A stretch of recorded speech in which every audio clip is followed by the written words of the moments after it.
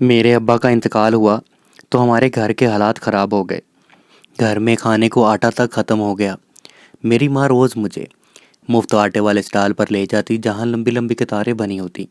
हम सुबह से शाम तक वहाँ खड़े रहते, मगर हमारा नंबर ना आता। और अगर किसी दिन नंबर आ जाता तो आटा ख़त्म हो चुका होता। आटा देने वाला बंदा पर्ची देखकर हमें कहता कि आज आटा ख़त्म हो गया है, अब आप कल आना। हम दोनों माँ बेटी मायूस होकर घर खाली हाथ आ जाती। एक दिन हम यूं ही घर वापस आ रही थी, जब गली की नुक्कड़ पर बनी किराने की दुकान वाले ने मेरी माँ को इशारा करके अपनी तरफ बुलाया। मैं पीछे ही रुक गई। फिर इसने मेरी माँ को कोई बात बड़ी राजदारी से बताने के बाद कहा कि तुम रोज़ अपनी बेटी को भेज दिया करो, मैं इसे आटे की बोरी दे दिया करूँगा। इसकी बात सुनकर मेरी माँ की आंखें चमक उठी थी।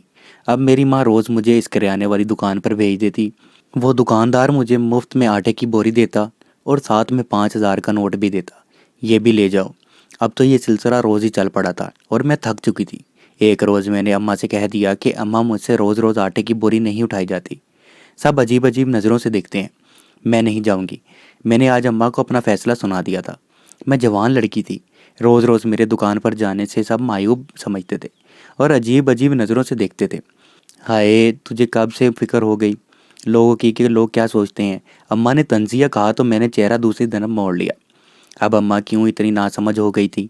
अम्मा अच्छी तरह जानती थी कि मोहल्ले के लड़के मुझे छेड़ते थे, मदद के लिए आगे बढ़ते थे, जबकि जब तक अब्बा ज़िंदा थे और बीमार थे तब तो अम्मा मुझे घर से बाहर कदम नहीं रख निकालने देती थी। मगर जब से अब्बा का इंतकाल हुआ था तो अम्मा के तौर तरीके ही बदल गए थे। अम्मा बाहर काम के लिए मुझे बाहर भेजती, रोज़ एक बोरी आटा मंगवाती। अम्मा, तुम ही तो कहती थी कि लड़कियों का यूं बाहर जाना मुनासिब नहीं, और अब तो अब्बा का इंतकाल हो चुका है।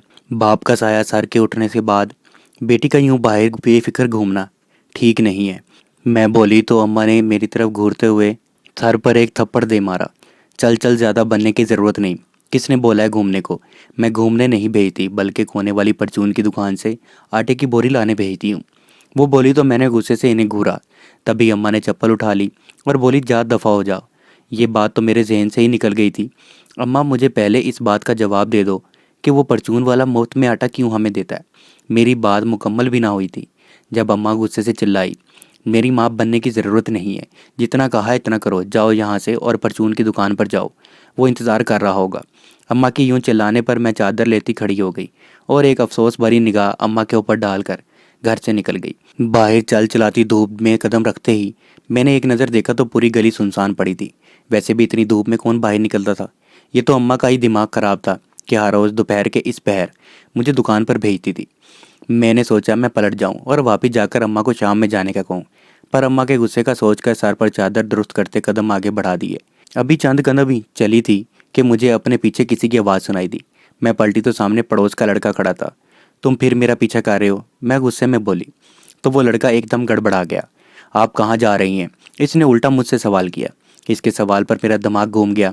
तुम होते कौन हो मुझसे पूछने वाले? मेरा बस नहीं चल रहा था कि मैं इसका सर तोड़ देती।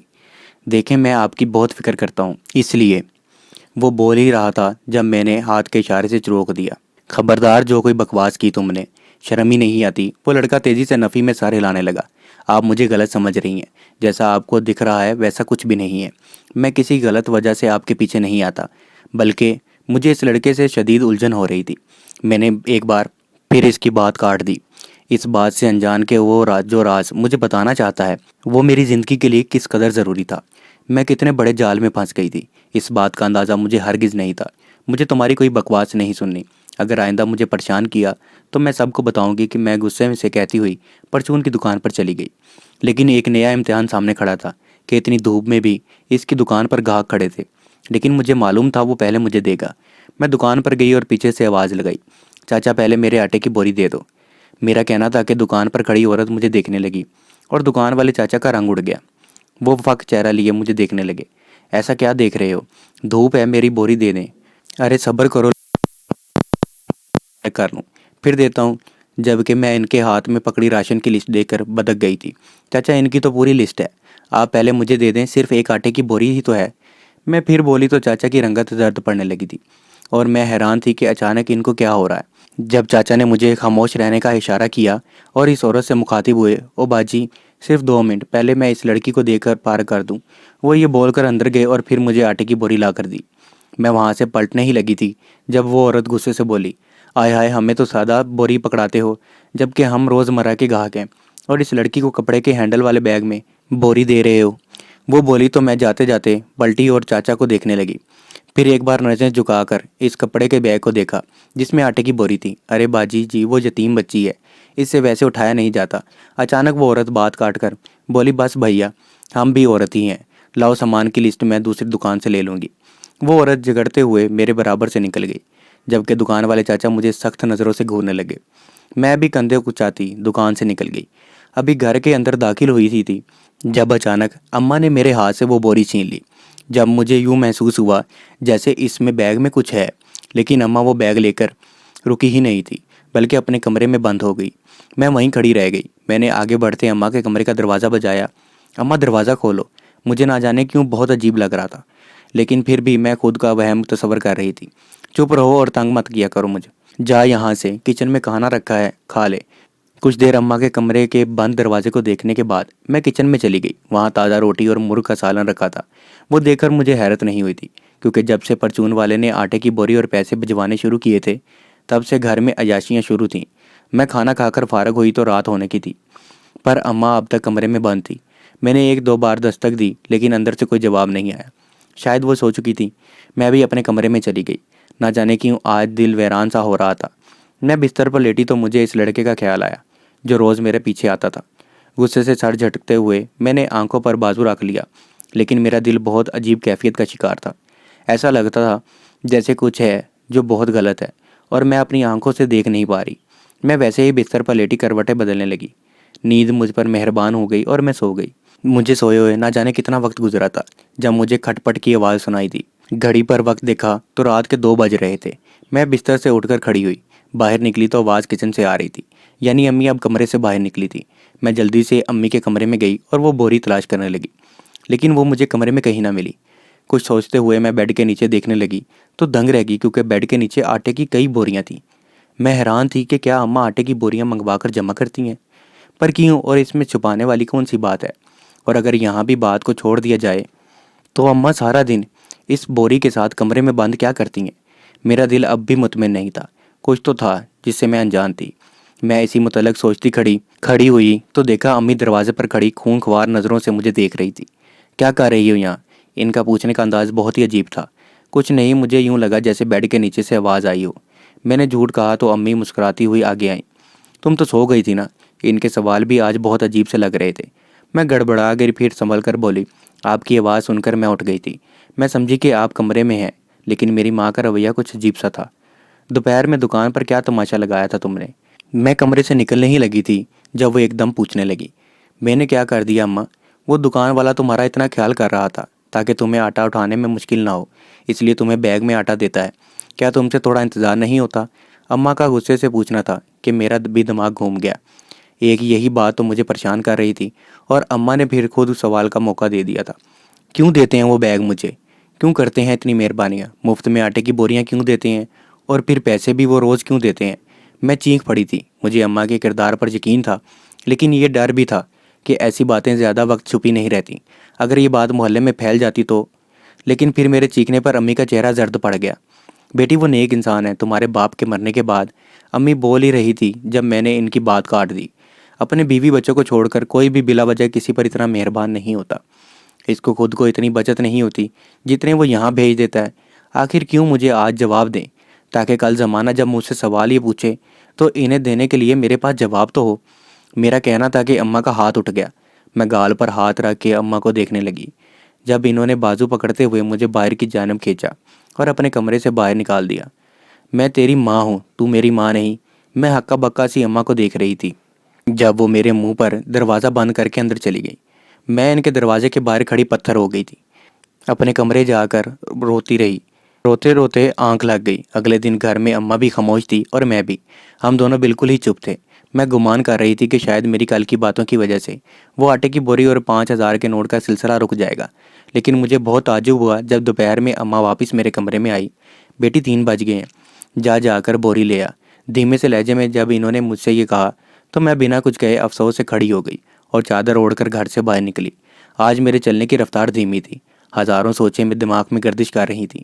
कई सवाल साल उठा रहे थे, पर जवाब एक भी नहीं था, सिवाय इस आटे की बोरी के। फिर इस आटे की बोरी में क्या था? मुझे पहले कभी तजस्सुस नहीं हुआ था। हाँ, ये सवाल दिल में ज़रूर उठता था कि आखिर वो क्यों इतनी मदद करता है, पर इस आटे की बोरी पर कभी शक नहीं था। लेकिन अब मुझे ये यकीन था कि इस बोरी में आटा तो नहीं होता था। अभी मैं चल ही रही थी जब मुझे फिर अपने पीछे किसी के कदमों की आहट सुनाई दी। गुस्से की शदीद लहर मेरे जिस्म में दौड़ गई थी। पीछे मुड़ी तो बिना किसी लिहाज किए मैंने इस लड़के जावेद को खरी खरी सुना दी। तुम रोज़ रोज़ मेरा पीछा करते हो। क्या समझते हो मेरा बाप मर गया तो जिसका जी चाहेगा वो मुझे इस तरह छेड़ता रहेगा? हिम्मत कैसे हुई तुम्हारी? रोज़ रोज़ मेरे पीछे क्यों आते हो? क्या चाहते हो? मोहल्ले के लोगों को जमा करके तुम्हें जूतियाँ पड़वाऊँ क्या? मेरे बोलने के दरमियान में वो मुस्तकिल बोलने की कोशिश कर रहा था, लेकिन मैंने बोलने का मौका ही ना दिया। अगर आइंदा मेरा पीछा किया तो बताऊंगी। मैं बोलकर पलटी, लेकिन इसकी अगली बात ने मेरी जान ही निकाल दी। वो बोला, जिंदा रहोगी तो बताओगी ना? मैंने इसे देखा और कहा कि तुम मुझे मारने की धमकी दे रहे हो। अब की बार दो इसका जवाब चौंका देने वाला था। तुम्हारी माँ का रवैया तुम्हें अब तक अजीब नहीं लगा? क्या तुमने कुछ गलत नहीं देखा, या फिर तुम भी इन सब के साथ शामिल हो? इसका पूछना था कि मेरे अल्फाज गुम हो गए और मैं वाकई खौफजदा हो गई। यानी बाकी सब भी मेरी तरह महसूस करने लगे थे, या फिर सब जान चुके थे, सिर्फ मैं ही अनजान थी। मैं समझी नहीं तुम क्या कहना चाहते हो। मेरा पूछना था कि इसके अगले सवाल ने मेरे पैरों तले से ज़मीन निकाल दी। रोज़ जो तुम आटे की बोरी लेकर जाती हो, जानती हो इसमें क्या होता है? इसका सवाल अजीब ज़रूर था, पर सच भी था कि ये शक मुझे भी लाहक था। आटे की बोरी में आटा ही होगा, मैंने आम से लहजे में जवाब दिया, तो इसने नफ़ी में सारे ला दिया था। इस आटे की बोरी में आटा नहीं, बल्कि इसके बाद जो इसने बताया मेरी तो जान निकल गई। मैंने बेयकीनी से फटी फटी आंखों के साथ इसे देखा। मेरा दिल एकदम खौफ से सिकुड़ने लगा था। इसकी बात मामूली नहीं थी। तुम ये सब झूठ कह रहे हो। मेरा कहना था कि वो थोड़ा करीब हुआ और फिर एक एक करके मुझे सारी बातें बताने लगा। मैं नफ़ी में सार हिलाती सुनती गई। भरी दोपहर में जो राज मुझ पर फाश हो रहे थे वो जान निकालने को काफ़ी थे। मुझे अंदाज़ा था कि तुम्हें ये सब मालूम नहीं होगा। यही बताने के लिए तो मैं रोज़ तुम्हारे पीछे आता था। अब की बार वो लड़का जावेद गुस्से से बोला, मैं कैसे मान लूँ कि तुम सच कह रहे हो? मेरा पूछना था कि वो कहने लगा, अभी भी तुम वही बोरी लेने जा रही हो? तो आज खुद बोरी खोल कर देख लेना। वो बोल कर जा चुका था, पर मेरे कदम अब मन मन भर के हो गए थे। मैं शख्सता कदमों से दुकान पर गई। आज दुकान वाले चाचा ने पहले से बैग तैयार कर रखा था। मैं वो बैग लिए खामोशी से वापस वहाँ से निकली। मेरी जान निकलने लगी थी। मैं खोल कर देखना चाह रही थी, पर मेरी हिम्मत नहीं हो रही थी। जब बड़ा दिल करके हिम्मत से मैंने वो बैग कांपते हाथों से एक चबूतरे पर रखा और इसमें मौजूद बोरी में छेद करके इसके अंदर झांका, तो इसके अंदर मौजूद चीज़ को देखकर मेरी जान निकलने लगी। मुझे लगा कि अभी मैं मर जाऊंगी। मैंने अपनी चीख दबा के बैग बंद कर दिया। मेरा दिलो दिमाग सुन्न हो चुका था। मज़ीद एक कदम चलने की हिम्मत न थी, लेकिन मुझे कदम आगे बढ़ाने थे। मैं बोरी लेकर चल पड़ी और घर में जैसे ही कदम रखा तो मुझे लगा कि अम्मा जान जाएगी कि मैं सच जान गई हूँ। लेकिन वो इस कदर जल्दी में थी कि इन्होंने मेरा खौफ और पसीने से शराबोर चेहरा ना देखा। इन्होंने मुझसे बैग लिया और कमरे में चली गई। मैं भी कांपती टांगों से अपने कमरे में चली गई। मैं जानती थी अब अम्मा रात से पहले कमरे से नहीं निकलेगी, इसलिए मैं हज़ारों कतार रोने लगी। जब रोते रोते दिल ना हल्का हुआ तो मैं बिस्तर पर सोने के लिए लेट गई। आज मुझे ना भूख लगी और ना ही प्यास। मेरा तो सांस लेने का भी दिल नहीं चाह रहा था। अम्मा मेरे सोने का फ़ायदा उठाती थी। मैं आज जाकर सब कुछ देखना था, लेकिन यह भी सिर्फ कोशिश थी कि दूसरे कमरे का मंजर सोचकर जहाँ नहीं जा रही थी। सोचते सोचते रात के 12 बज गए। मैं बिस्तर पर लेटी रही थी अम्मा के इंतज़ार में। मुझे आज इस लड़के ने बोला था, ख्याल रखना कि तुम्हारी अम्मा को शक ना हो कि तुम सच जान गई हो, क्योंकि मैं वो जानता हूँ जो तुम नहीं जानते। इस वक्त मैं पूछना चाहती थी कि वो और क्या क्या जानता है, लेकिन डर की वजह से मैं पूछ न सकी। जितना मैंने सुना था वही मेरे लिए जानलेवा था। मज़ीद सुनने की सकत ना थी।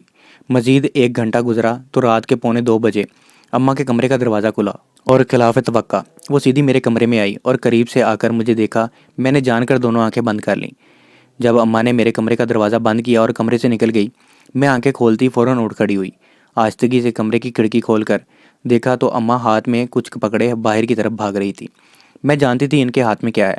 मैं तेज़ी से इनके पीछे गई और चुप कर देखना चाहा तो घर के बाहर इतनी रात को वही परचून वाला खड़ा था। मैं जल्दी से वापस कमरे में भाग गई। अब सब कुछ साफ था। सारी हकीकत खुलकर मेरे सामने आ चुकी थी, पर मैं अब भी एक सच्चाई से नावाकिफ़ थी जो शायद इसी तरह की खतरनाक थी। मैं वापस कमरे में आई। मेरा दिल पसलियाँ तोड़कर बाहर निकल रहा था। मुझे सिर्फ अब सुबह होने का इंतज़ार था। सारी रात आंखों में कटी। अगले दिन मेरी अम्मा से बात ना हुई। जब अम्मा ने मुझे 3 बजे बोरी लेने भेजा मैंने बोरी लाकर अम्मा को दे दी, जिसे लेते ही अम्मा कमरे में चली गई और मैं वहीं सेन में बैठ गई। अचानक बाहर का दरवाज़ा ज़ोर ज़ोर से बजने लगा। मैंने खोला तो देखा बाहर पुलिस खड़ी थी। इसके साथ पुलिस वाली औरतें भी थीं। वो लोग तेज़ी से अंदर दाखिल हुए और अम्मा का दरवाज़ा बजाने लगे। अम्मा ने दरवाज़ा खोला, इनके होश उड़ गए। पुलिस वाली औरतें जल्दी से अंदर गईं और वो छोटा सा बच्चा उठा लाईं। आज सारी हकीकत खुल गई थी। वो दुकानदार अम्मा को चंद घंटे के लिए बच्चे संभालने को देता था। बदले में अम्मा को खाना और रोज़ का 5,000 भी देता था। अम्मा का ज़मीर मर गया था कि वो ऐसा काम कर रही थी और फिर रात अंधेरे में वो बच्चा ले जाता। असल में वो बच्चे अगवा करने वाले गिरोह से ताल्लुक़ रखता था और अब मेरी माँ भी इसी का हिस्सा थी। लेकिन जैसे ही पुलिस ने अम्मी को पकड़ा, इन्होंने सारा इल्ज़ाम मुझ पर डाल दिया। मैं अम्मा की शक्ल देखती रह गई। वो रोते हुए जिस कदर सफाई से झूठ बोल रही थी, मुमकिन था कि पुलिस वाले यकीन कर लेते अगर मैंने खुद इन्हें फ़ोन करके ना बुलाया होता। आज अम्मा के सारे झूठ पकड़े गए थे। अम्मा मुझ पर चीख पड़ी और बोली, खबरदार जो मुझे माँ कहा तो तू पैदा होते ही अपनी माँ को खा गई थी। मेरे सर पर तो आसमान ही टूट पड़ा कि जिसको मैं माँ समझती थी वो मेरी माँ थी ही नहीं। मैं रोती रोती वहीं गिर पड़ी थी। पुलिस वाले इन्हें ले गए थे और मेरी मदद की वजह से पूरा गिरोह पकड़ा गया था। मेरी सौतेली माँ को लंबी सज़ा हुई थी। मेरी सौतेली माँ ने गुर्बत से तंग आकर बहुत ही गलत कदम उठाया था। सब मासूम बच्चों को इनकी माँओं के हवाले कर दिया गया था। मैं अपनी सौतेली माँ की खातिर बहुत सी माँओं की ज़िंदगियाँ नहीं उजाड़ सकती थी। मैंने दिल पर पत्थर रख कर ये सब किया था।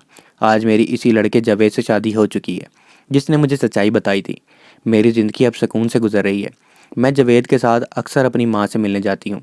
आज इन्हें भी अपनी गलती का एहसास हो गया है, मगर अब कोई फ़ायदा नहीं था।